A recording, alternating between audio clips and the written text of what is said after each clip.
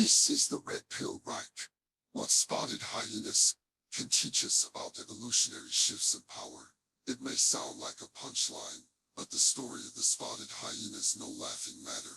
In fact, it provides a fascinating real-world example of how social structures and reproductive strategies can shift dramatically over time, even to the point of reversing traditional sex roles. Originally, spotted hyenas are believed to have had a male-dominated hierarchy, much like early human hunter-gatherer societies. But over evolutionary time, their system flipped. Females became larger, more aggressive, and socially dominant, while males were relegated to more submissive, often solitary roles. Female hyenas now control mating access, and their sisterhood-like social bonds allow them to outcompete males in nearly every domain, from food access to leadership.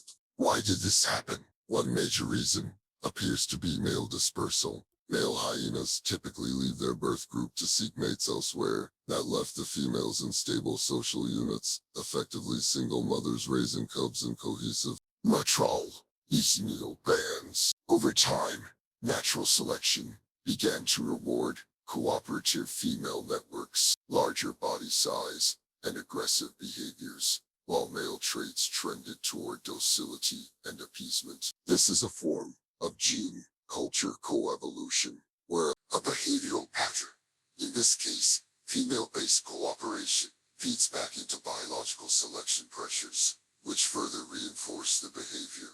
Now consider humans. Modern society has introduced dramatic changes to the human mating and social environment.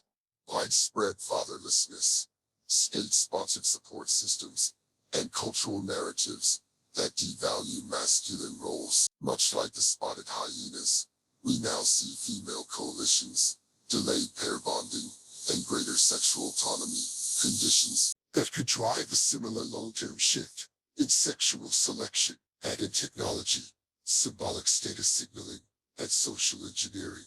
And you have a potent recipe for new evolutionary pressures. If men are sidelined, either by design or dysfunction, and if women continue to control reproductive access in a system that rewards submission over strength, we may be watching the slow rise of a female-dominated sexual hierarchy. And just like the asterisk hyenas, asterisk the males who succeed in the strongest, may not or most genetically fit, but rather the most compliant, the most deferential, and the most useful to the matriarchal order. As such, not destiny, but as such, certainly a possibility. And it reminds us that evolution isn't just about survival of the fittest. It's about adaptation to the environment. And when the environment is man-made, manipulated, or engineered, the direction of that adaptation can lead to outcomes no one predicted, including the rise of the oofy doofy.